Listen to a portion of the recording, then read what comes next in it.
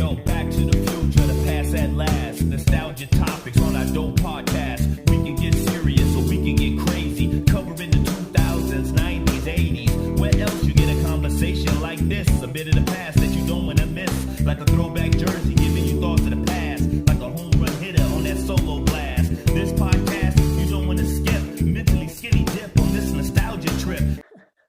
What's going on, everybody? It is me, the PRIME, coming with another episode of the Prime Nostalgia Podcast. And I am here with a very, very special guest today. I got Miss Rhona Bennett, the legendary, I'm called legendary icon, Miss R&B herself. How are you doing? I'm doing wonderful. How are you doing? I'm good. I'm talking to you. I'm like, all right, this is good. So I'm talking to you. Okay. It's beautiful. Thank you. So we're going to talk about a couple of things today, obviously, in Vogue. We're going to talk about, saving your soul and, you've been a life coach. So yeah, that is nice, too. Yeah. First of all, though, because we do have some fans. I wasn't into this. I was into other stuff. But people say I have to mention the Mickey Mouse Club. So, oh, how cute. I love it. They just want you. They don't even want me to. They just want you to send a message saying thank you. That's all they want. They say, hey, can you just tell her thank you for growing me up? So I was like, okay, I give her a message. Oh, that warms my heart. Tell them thank you, or you're gonna see it. So thank you all for hanging with your girl after all these years. That's a major part of my foundation, the Mouse Club. So it's beautiful that people, still give it the love like that. That's what's up. I also seen you. You were singing "Weak" on there. I was like, oh. Yep, we were our own kid version. If you notice the yes, lyrics, of course. They always use the lyrics a little bit. And y'all recently had a 30th anniversary, right? Because I seen the person that told me to send you this message is a big fan of the party. I'm assuming they're Mickey Mouse Club. Oh yeah. Yes. So he was like, okay. The party and Rhona, you have to say something. So it's like, okay, I would tell her, I get it out the way because, but thank you. I just had to give it a thumbs up because they really love you with everything. Oh, that's the Mouse Nation is what I like to call it. We practically grew up together. So that's what's up. But I mean, I personally, obviously, you had a career before in the Vogue with Mickey Mouse Club and you on the Jamie Foxx show. I just had to mention this a little bit. I'm just gonna say it. The Jingle off is probably my favorite thing in the show. Oh my goodness. Yes. It was a classic thing. It was such a special moment to be a part of, for sure. Who knew it was gonna, become what it did? So my thing about the Jamie Foxx show is I feel like it's like I don't want to say authentic sitcom, but I feel like they kind of keep going even if you're like going off the script, but if it's funny, I feel like they'll keep it in just to have genuine reactions. Yeah. So that's what I feel like the Jingle off was, in a sense, even though you had lines, I feel like it was still like, okay, trying to make something. Well, what's interesting is the way that did come to be is I was hired I didn't audition for that role. I had been hired for another role on the Jamie Foxx show sometime prior, but because the casting director knew that I was a singer and an actress, she just went ahead and took a chance on me and put me in the role because she's like, you booked something before. I know you can do both of these things. They need somebody who can do both of these things. So I came in prepared in a way that maybe I wouldn't, because I was like, man, I haven't auditioned for this. I want to make sure I come in with my A game, and everybody kind of treated it like it was the run-of-the-mill table read, which is normal. But I came in with a little bit more chutzpah, and I think that Jamie wasn't prepared for that. And so the reaction that you got on television when he's like dabbing his nose or whatever it was, that's what he did anyway in the table read, the room erupted and it just started to develop itself from there. So it did kind of start somewhere, but not necessarily in front of the camera. Yeah, and those moments are nice. It's talking about the white rice and I was like, okay, this is nice. This is nice. Yeah, it was cool. Would you on that show and you are like singing and kind of acting on that show? were people like try to like taking more looks at you, or was it just like, okay, she's on this show, so we can't really talk to her? How was that, if you know? At the time, it was when I was a solo artist, I was signed to Dark Child Records, which was a subsidiary of Sony. This was when Rodney Jerkins was in his heyday, if you will. So I wasn't really looking for anything else other than to expand on where I was. So I didn't really remember. And the social media wasn't really popping. It wasn't popping at all at this time. So the way that people can find you now, they couldn't find you back then. So I guess it just was kind of a different climate, for everything. Okay. And just one more thing about Jamie Foxx show I'm gonna mention is the episode that you did with Method Man and Redman. I thought was funny because I'm surprised you didn't laugh at every time they were like just in the scene. That's hard, it's difficult, but we did enough laughing off camera, so that was cool. It was funny. I know, especially the scene where you're singing and they come in the booth and they're like doing like I don't know how you can keep a composure, but hey, that's why you got chosen to do what you do. I would be laughing. So creative and talented and spontaneous, so they just worked out perfectly. It was a lot of fun to record that episode, tape it. Look, all the old terms, okay? Yeah, but you were also in your solo career, and the way that I heard it or that I understand was that you were doing a demo, and In Vogue heard your demo that you did for them. No, actually, I was doing a demo for one of my Mousketeer brothers. Oh, okay. Shout out to Ricky Luna. He wanted me to come in and sing a song for him. And so I did. And the guy that he was working with happened to be producing a song on Soulflower, which was our 2004 record. And so after the session, he's like, I don't know if you would be interested in something like this, but In Vogue is looking for another member. I'm like, really? That's such an interesting offer, if you will.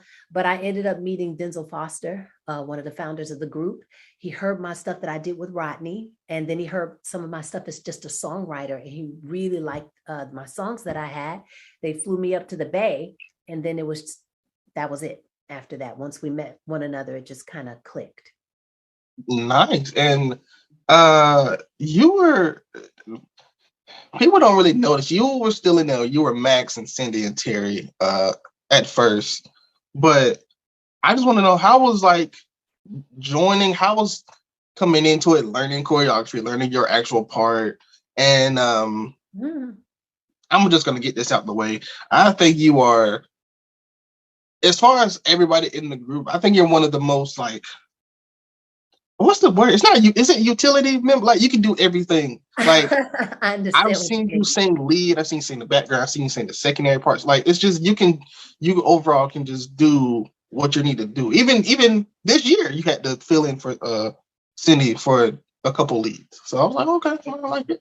Thank you. I do my best to kind of keep the integrity of the group, what it needs. That's kind of been my position ever since I've come in, and it's worked out. Yeah. People don't understand. It's like, yes, you can sing background on Hold On, but I see you sing a lead on it a couple times. I see you sing a lead on Free Your Mind. So I was like, she can do the lead. And that's why I was like, okay, Rhona is serious. Because not to say that nobody else can do it, but right. Even when I seen you, it looked like you were supposed to be there. So I was like, okay. Thank you for that. Yeah, it's nice. Thank you. But how was it learning the choreography to some of these songs? Even if it's choreography, but it's still kind of free form, so you can go into a move and then you can. But how was learning all of that? Well, I got a lot of practice being a Mousketeer. That was one of the things that we did. It was like going to a performance art school on steroids to me. I mean, we did everything from videos to dance numbers with 5 cameras to mini documentary pieces, if you will, interviewing some of the biggest stars of that time. So they gave us a very well-rounded approach to the industry. So one of the things that I did all the time was go to dance class and have to pick up numbers. We had 5 shows a week. So you had to learn stuff pretty fast, execute, and we're on to the next thing. So that developed muscle, if you will, was already there when I went to the group, and proved to be pretty valuable, for the space. And then it was nice just overall to kind of encounter some of the classic choreography that we all know and love from the group. I mean, giving him something he can feel, working with Frank Gatson, learning from some of the best. You also came in and correct me if I'm wrong, but how many times do you think things changed your first time? Like, Cindy left. I think Cindy was having the baby. That's why she had to leave. Okay. And then Max and all. So how you feel like, okay, we fare well, we're still together. We're a unit as far as people leaving, coming, Yeah. Like, how do you feel like you transition? I think the unique and cool thing about the In Vogue brand is that it's really bigger than does this make say it's bigger than the sum of its parts. You know what I'm saying? So even though everybody is vital, I think, to its success, especially of the original four, because the brand is what it is. So long as we keep with the integrity of that, it's almost like a plug and play sometimes, So thank goodness everybody is as talented as they are, that if we need to back each other up or we need to switch some things out, we've been trained in such a way, we've been honed in such a way, work ethic in such a way that we'll step in and kind of, do what needs to be done. And then just kind of following the blueprint of what I think In Vogue is about: talent, class, beauty, it just kind of works. Follow the brand, if you will. And if you mind, I know this is probably a question you get all the time. And I don't like asking these type of questions, but I want to know, what's your favorite song to perform with In Vogue? Oh gosh, I like so many for different reasons, right? And the first thing that just came to my mind, and I do this lead at this particular time, is Give It Up, Turn It Loose. There is such a groove on that song. It just feels good. Max killed it, when she did it. It's just, I like that song a lot. I've never mentioned that in an interview, but it's something that I really appreciate doing. Of course, doing something like Hold On is super dope, just because anytime the beat drops, there's just like an instant of appreciation from the people who are witnessing it because it was such a hit, and maybe giving him something he can feel, just because the choreography is so much fun, Yeah. It's in the beginning, it's like, I know, right? It's like, watch the hip, honey. Yeah.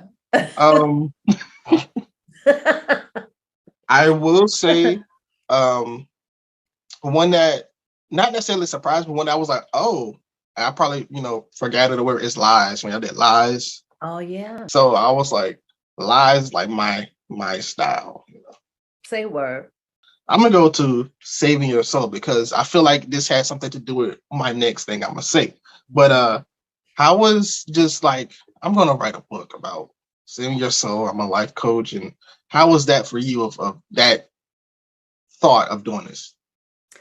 Initially, I had a buddy who was, she is an IP attorney, which is like an intellectual property attorney and an entertainment attorney. And she's also a musician, right? And so I'm a life coach and an artist. And we were like, wow, how cool would it be to kind of have this comprehensive approach to the music industry? I mean, look at the amount of land or area that we can traverse just between the two of us.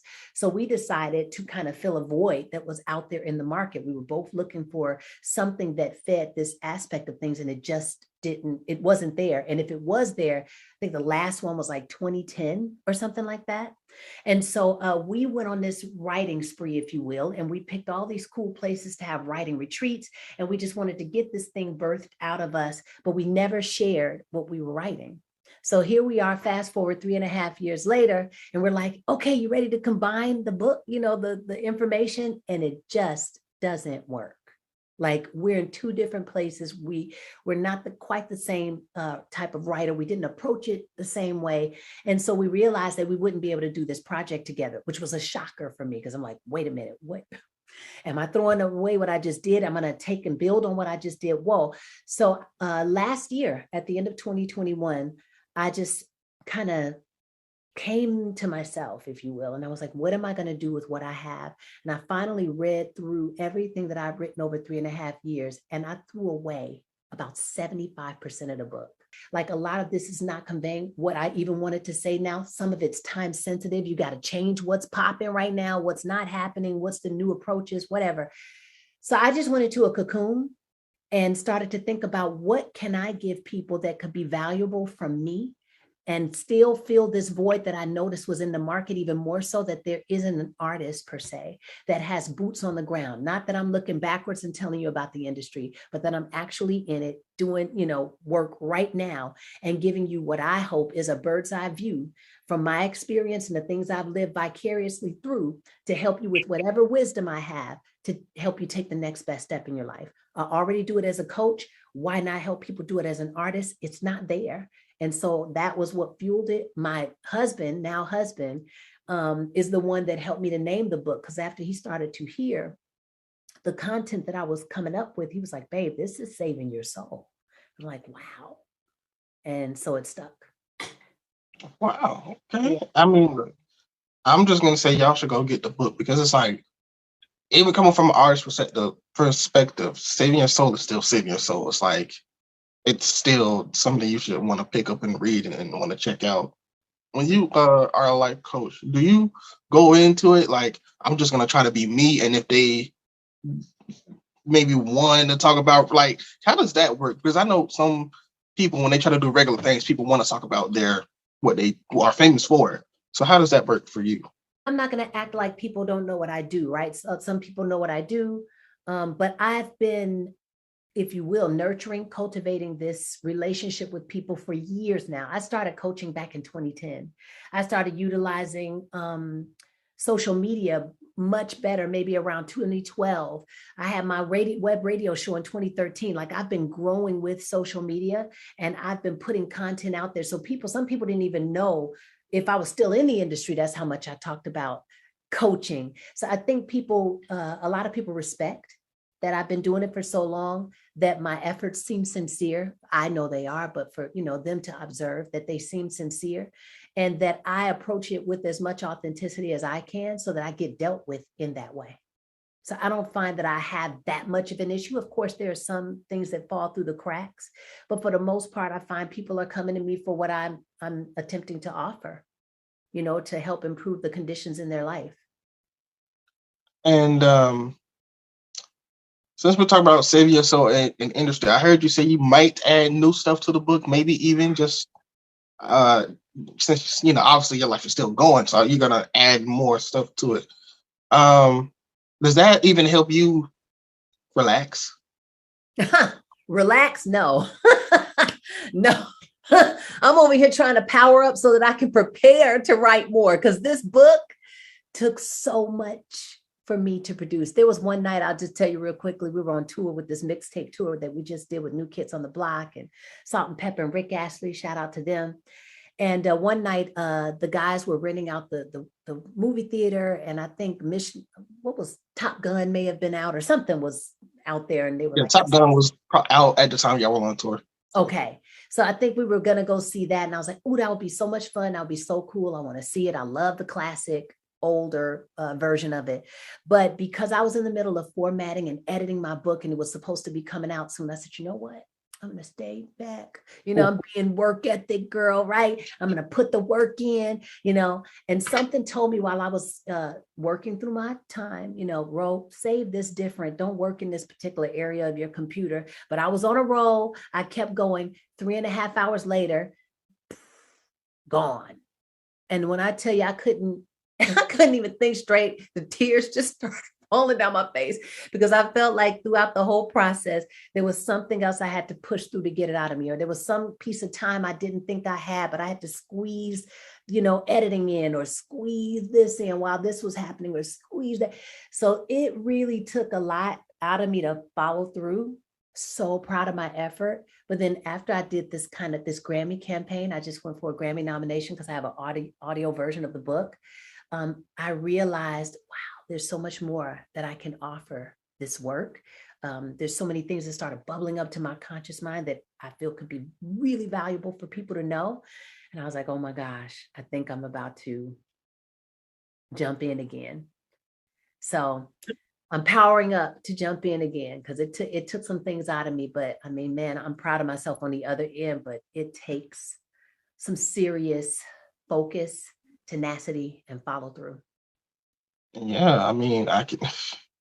When you put it like that, I'm like, okay. I thought, see, not that I thought anything wrong. I thought you just, you write down something that happened in your life or something, and you're going to expand on that later, maybe. So it's kind of like a diary, thought, like getting my thoughts out there, and then later come and expand it on. But I didn't know you were, almost to tears with. I was like, okay. I mean, just from pulling within myself because I worked so hard, and if you ever do a book or anything, especially with me, I want to give my best. I try to operate in excellence. And so my editor told me, she said, you know what editing's like? It's like you got a cat. And she's like, how they got you just washed them and they got fur balls. You just got to go through with that fine tooth comb and comb out all the little hair balls. That's what you're doing. And I was combing out some hair balls and lost all that work. It's almost like somebody, right? So yeah, but it's okay. It's actually a fun thing to express because that's what a reflection of life in so many ways. What's on the other side of the hard work. And I will do what's hard to get what's great. So I want to ask this question because I feel like this goes with, like saving your soul and something in the sense of like lifting you up and stuff. But you've been doing this for initially almost 20 years, I want to say, right? Over 30 years. I'm talking just in Vogue. Oh, in Vogue, yeah, almost 20 next year. Yes. Yeah. So, like, for example, you've been doing it for almost 20 years. People still act like you're like a new member. And I'm like, how is she a new member? But I guess it happens. But how do you just take it and say, okay, thank you? Or do you just think about it and say, maybe, how does that affect you? I prioritize what I'm going to give my energy and attention to. I mean, is it that important whether they think I'm new or old? I don't know. I mean, I've chosen not to allow it to matter that much. Do I find it interesting, fascinating that people still call me that after I've been here for a long time? Yeah, sometimes it is. But I guess I've just decided that I don't want it to mean that much. And so it just doesn't.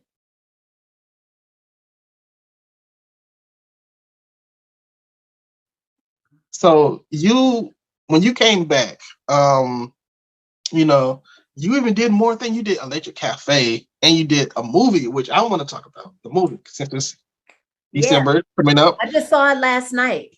It was on TV One. It was so cool to see it again after some time.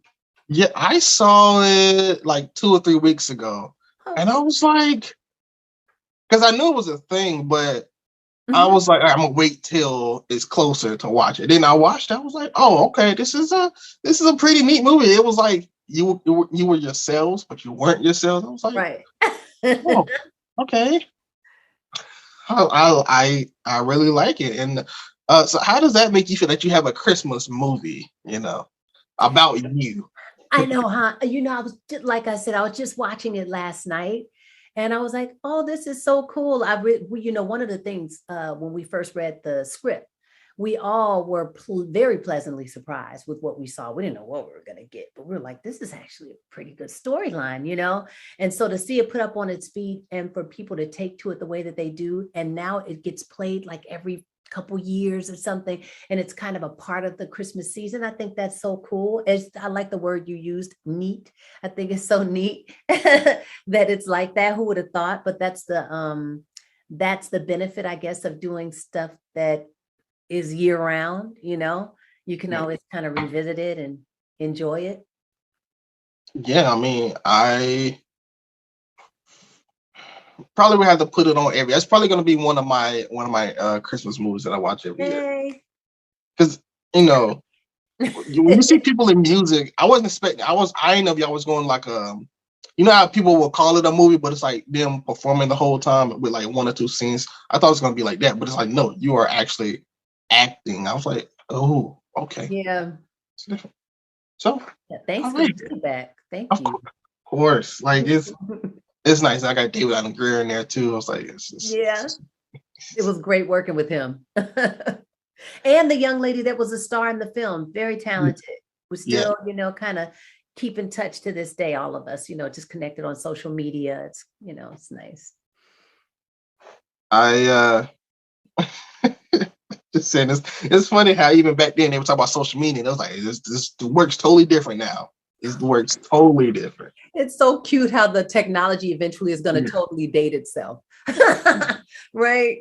Wow. Another thing I want to talk about is Electric Cafe too. That when that came out to me, I was like, all right, I gotta get this. Rocket was a big hit to me, especially the video.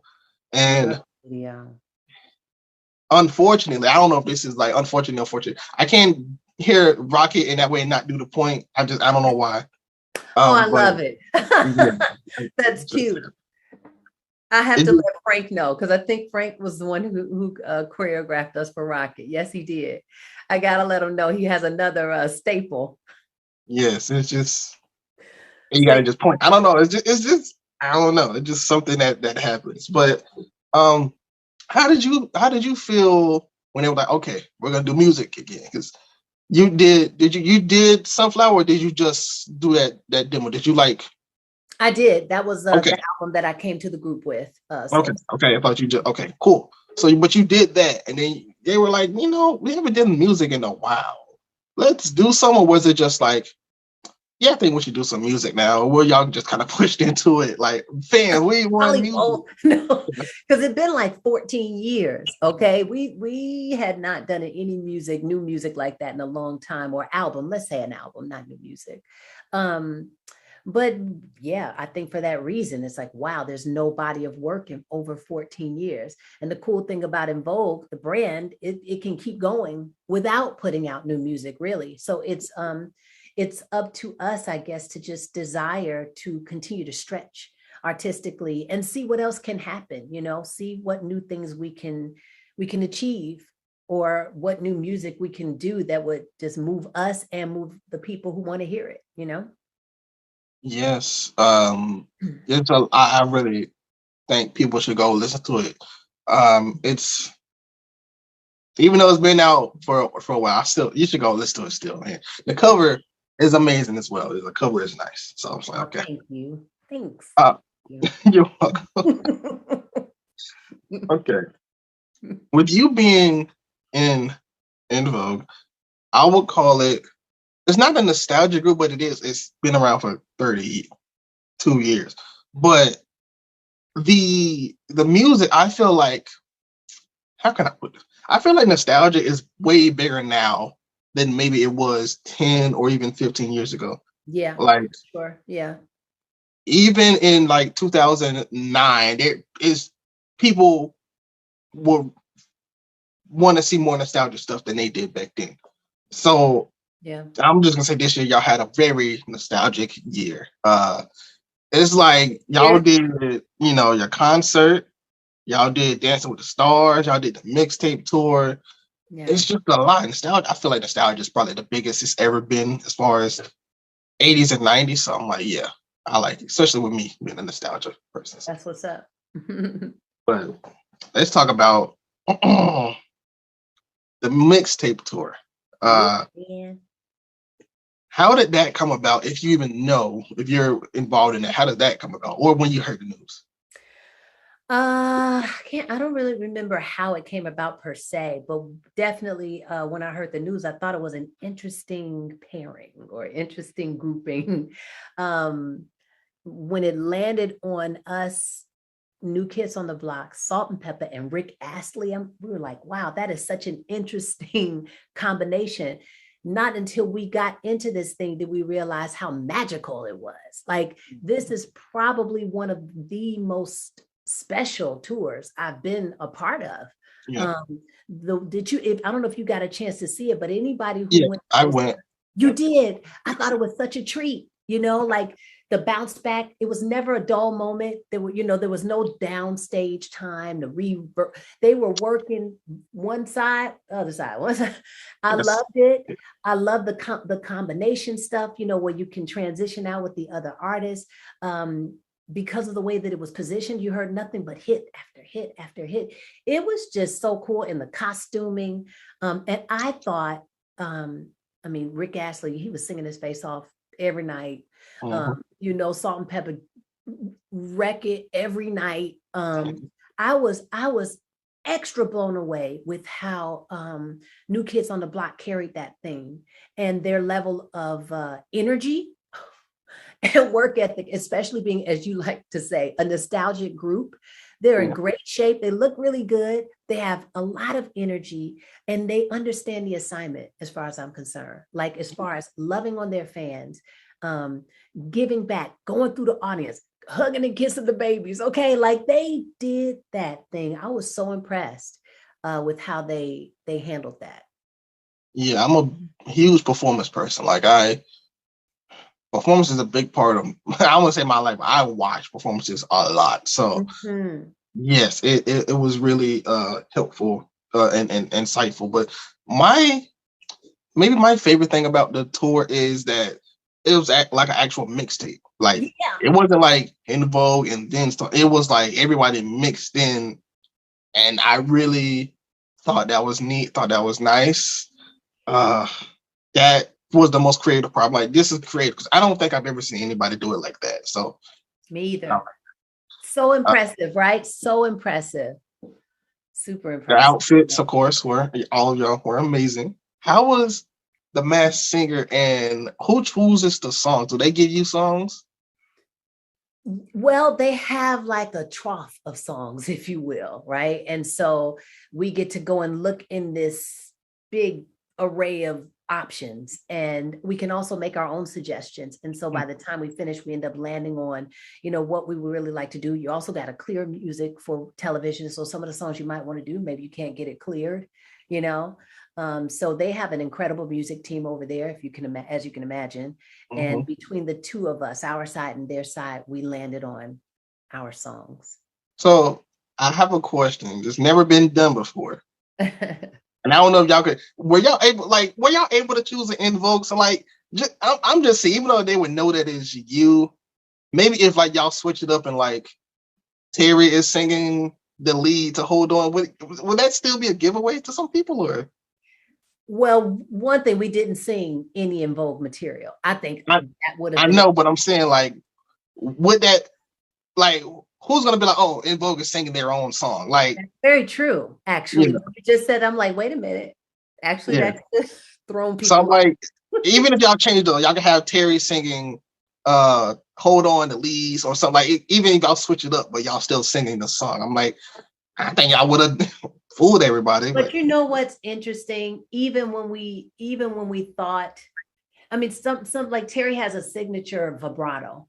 You know what I mean? Yes, she lets that out a little bit. They're gonna they picked it up. I didn't even think people would guess Cindy from Good as Hell, but oh no, you could tell. Are you serious? Yeah, you could tell. What was the giveaway? Because I'm like, how did they know? What was the giveaway? It's just the way that she was the part where she like you go back out the door and she was holding it. Okay, that part you knew that was her tone. Okay, yes. That makes sense. Yeah. And then on either the same song or the next song, you can hear Terry saying, "Come on, y'all!" And I was like, "Oh well, then that's Terry." So you can tell. You can tell. Funny. I'm just saying. That's how you can tell. And then the clues were good though. They gave y'all good clues to where nobody knew what it could be. Yeah, it was the first ones. I was like, I would have been all over the place. I don't know. Yeah, then they brought out a heart and said B minor. Like, well, what is this? That one was weird. But the 90s thing, I think that's what gave people away too. When they were like the 90s. Yeah, it said 1990. Yeah. I didn't have Bradley Cooper. I was like, oh well, hang on, Mr. Cooper. So it was a lot of stuff in there. Cute. Yeah. But the Say a Little Prayer was like, this is the acapella part. I think I about died when I heard it. Oh my God. We really enjoyed it. That was a nice touch, if you will. Yes. And then y'all wasn't done. Y'all say, you know what? We're gonna do Dancing with the Stars. Hey. Y'all did Dancing with the Stars. Again with Salt and Pepper from the, with them again. How was that? And first of all, who came up with those outfits? Hopefully you like them. This was a new stylist that we were working with, but he was absolutely amazing to me. The way he was able, some stylists, it takes a second for them to pull quite a few things. He came in with very few pulls and kind of had us pretty quickly, like, psh. And I don't find that we're as difficult to style. We kind of, for the most part, a lot of the times go with the flow. So it just worked out. It just worked out and we enjoyed them. Yeah, I feel like y'all all have y'all different styles, but I feel like you are, even if it's not, I feel like you're like the fashionista of the group, maybe. Is Really? that true, or is that just only reason why I I'm don't saying that? necessarily think that, but I Only reason why I'm saying that is because different performances, obviously, you will have like a feather, like not a feather. What's the thing? Fringes a or like boa. a bow or something. You will have something, or you will have something hanging down. I'm like, Oh yeah, I had some more avant-garde pieces. yeah. So I'm Yeah. like, maybe she's just the one that likes to have stuff hanging down while Sanitary just like, okay, we're just gonna have a skirt or a dress or whatever. And then you're like, I'm going with the, every. I'm like, oh, I like I'll it. take Just some chances, yeah, yes. I like it. It's like y'all all three have y'all personalities and they all show in their clothes. So I really do like That's that. what's up. And then the orange as well. It's like, okay, y'all, y'all know what y'all be doing. It's like, okay, we got it. We got it. We got Thank it. you. And then the hit court. Um, Yeah. hit court shows like I Did you really, enjoy it? yeah, no, I Good. really enjoyed it. I had to go back and watch it. Honestly, I had to That's go what's up. back, but I liked it. There's just a lot that I liked and a lot that y'all added. I was like, oh, okay, okay. Uh, the jam session I felt like was nice too. The jam session with y'all did like MJ, Yeah, it was fun. Candy, Cameo. Cammy. I was like, oh, okay, this is a nice jam session. I can see how people in the crowd is gonna be like, all right, this is gonna get up and start singing and dancing to this. I like it.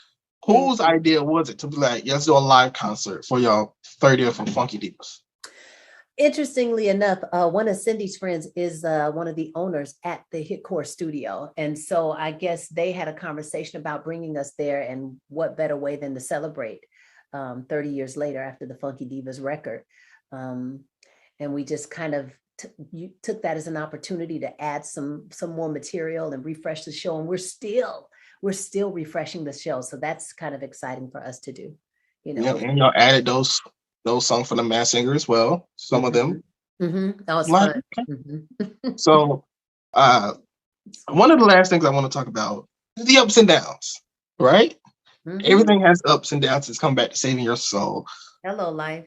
Correct me, correct me if I'm wrong, but did you say that you got like one of your first jobs, actual jobs, had like in your 30s? Yes, sir. So how you can talk about that? Because many people think I'm going to be on top and I'm just going to stay here. Not to say that you didn't, but sometimes stuff happens or you have to, all right, money is a priority. I'm not getting money doing what I love sometimes. So how was that? Uh, you know, when I got a part of the group, about 5 years in, and this was when I think I left the first time or the second, I can't remember, for the ladies to come back together. I wasn't prepared. I had gotten complacent. I was chilling. And normally prior to that, I was meditating and, visualizing and planting those seeds and watering them with my attention. I was very disciplined about manifesting the life that I chose for myself. Very, um, uh, conscious, right? But when that came up and I wasn't prepared, I hadn't been nurturing my networks. You know how they say your network is your net worth. I'm like, I don't have these relationships developed in that way. I've been on cruise control, really.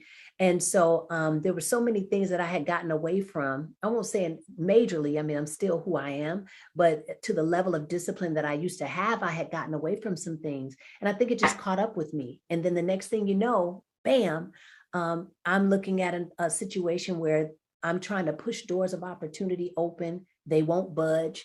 I don't know who to call. I feel like I'm starting over in the industry. I'm like, I've been doing this for, at that time, maybe over 20 some odd years. And I'm like, who? I didn't have to think about that. And so I pretty much had to get back to the basics. And after maybe a year or so of just not, I don't remember how long it was that I wasn't working, a show that I thought I was going to have 8 months of work blew away. The recession came. I lost property. I mean, like it's in the book. It was like my world imploded, like everything just broke up into these little pieces. And then I was like scrambling to put things back together. Didn't know how to do all of that. I naively invested in the real estate market, like probably so many people. And I was just dealing with the repercussions of either not so good decisions or not so good discipline. And next thing you know, you could be looking at a drought. And so that's what happened. And I remember, in order to make some ends meet, because it's like, well, how long are you going to do this before, like, what are we doing right? You know what I mean? I had to reach out to a buddy of mine. Thank God he had his own like herbal company, alternative health company, was a point of interest for me. And I was like, let me go over here and see if, something tickles my fancy, if you will. And if I can create an avenue for myself. Because at one point, I didn't even know if I was coming back to the business, because a lot of my counterparts fell off.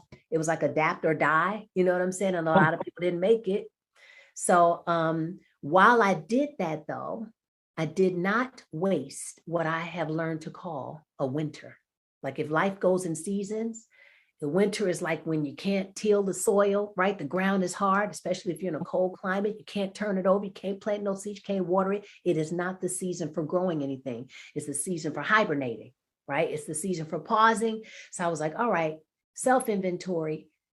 What decisions did I make that got me to here, to what I'm looking at? And I learned very early on in my 20s to take responsibility for my life. Even if I know why something happened, I still had control over how I saw it. I still had control over the meaning that I gave it. So I learned that a long time before. So I'm like, all right, Ro, what did you do that has you looking at the results you're looking at, basically? And so once I started to uncover that, I got back to the basics. I had to change my whole habit. I had to start getting up early. I was used to getting up whenever I wanted to. I was getting up religiously at like 7 a.m. Then I'm outside. I'm doing these breathing exercises. I'm learning from Tony Robbins. I'm like studying all the champions that are like super successful in their respective fields. What did they do to either put themselves back on track or to garner success? Because at this point, I'm not a kid anymore. I got to deliberately start creating my success again. So God knew what I needed, put me on my knees. One of the scariest times of my life, super stressful, money tight, the whole thing. But I did not waste my winter. I changed my habits in that time. I probably got 3 raises in a year just because I was such a little workhorse. I was like, I'm bringing 150% everywhere I go, because I said, one thing I'm not willing to do is to be unhappy. So it won't be like this always. I was working my butt off. I was burning it at both ends. I was tired. But I was like, it won't be like this always. It won't be like this always. It was like my mantra. And I just did my best to turn my habits over, turn my perspective over. And while I did that, I decided to help other people. And one of the things I said is, they told me I had a knack for giving good advice to people, whether family, friend, stranger, whatever. I thought way before that, oh, how cool would it be to be a life coach? But nothing pushed me to put real structure behind it. When I got put on my knees, when I was at this job, I was like, well, what am I going to do that makes me feel like I am truly living in purpose and on purpose? And so I started to help others while I helped myself. And that just kind of grew everything to where it is today. Wow. Mm-hmm. Wow. Okay. That's kind of closer to me as well, because I have a lot of friends that are child actors and actresses, and just sometimes happen where they're a child actor for like 10 years, but when they get older, it's like, well, we don't want you anymore. So it's like, how do you have to change that? And unfortunately, some of them have gone to drugs and come back on the other side, or whatever the case is. So it's actually like a good little, okay, I appreciate even hearing that, because me know personally how it can affect people hard too. I'm talking about people that was on was on your favorite TV shows growing up, and I see them now, and it's like, I can't even. Some of them I can't talk to. Not to be rude, was like I just don't know what to say. Sometimes it's hard to go through that. But you came back, you found yourself, and I have it written down in big letters. Talk about Miss R&B, because I feel like that's not Rhona Bennett, that's Miss R&B, because I've seen you perform. You are not Rhona sometimes performing. You are. Oh, really? Yes. You do something where you just, I can see it's either you feed off the crowd, or it's when you're singing and you just turn into something else. I don't know. Okay. Something else. Especially on Don't Let Go. You just be like, oh, shake it. I'm like, okay.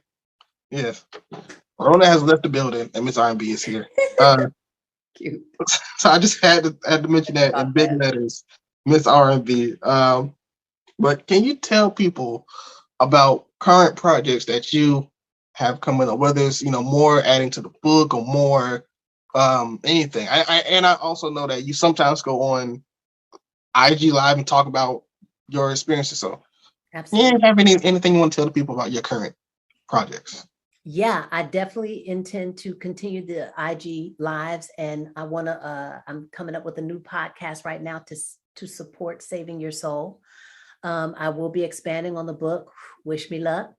We're going to be recording the ladies. We're still feeling spunky and creative, so we're going to get in the studio and see what that births. And then we're gearing up, refreshing the show still, because who knows what 2023 is going to bring. So those are some of the things coming up. Yes. Also, just for me, I just have to ask, is there at some point, have y'all thought about even doing a live album of like just record the show but put on the album? Because yes, Jackson's and I'm like, I need, like I said, I'm a performance person. So once I hear the performance version, that version is stuck in my head, not the original version. So yeah, different beats and notes that are in performance, I'm like, I need to hear those. So that's good wind at our backs, what you just said, because we have been tossing around this idea of a live record. It's something that people have asked of us. And I think something that we probably could do and have something really special come out of it. So I will say something again, right? Like bring that conversation back to the forefront. And maybe it's just even me, because I'm like, all right, I got the Temptations live albums, I got the Jacksons. Like, it's just nice when you hear these different beats, when you hear it live, it's more. I like the live versions more than the original because it's more vibrant, and like I said, some added notes or added something to it. Right. Added feel, added authenticity, added texture, added humanity, all the good stuff. Yeah, that's nice. Can you let everybody know where to find you and where they can get Saving Your Soul and where they can listen to it as well? Absolutely. You can listen to it at Audible. You can also get the Kindle version at Amazon, and you can get the paperback or the hardcover. Really, the paperback, I got some hardcovers, but those are at RhonaBennett.com. So RHONABENNETT.com. And then all my social media handles are there. If you want to learn about my school, Personal Power University, that's at RhonaBennett.com. And then our tour dates. So just go there for everything. That's the hub. Yes. Yeah. Please go see them on tour. Please go get this book. Please. Yes. Watch the Christmas movie as well. Yeah, watch the Christmas movie. Do all the stuff you need to do. Thank you. And before we get out of here, do you have a special message before you have any words to say to the people before we get out of here? Just thank you for all of the support after all these years. I mean, just like you mentioned, the supporters of the Mouse Club. I think that's such a special group of people that has followed us through time and just an incredible support system. So much love to you. And thank you to everybody I've met along the way that has supported my career, something I've done along the way. I appreciate you. And I hope you like more of the things that are coming. Yeah. More things are coming. I can already tell you how excited she is. More things are coming. So I'm going to say, from Rhona, from me, Prime time is all the time. And we're out.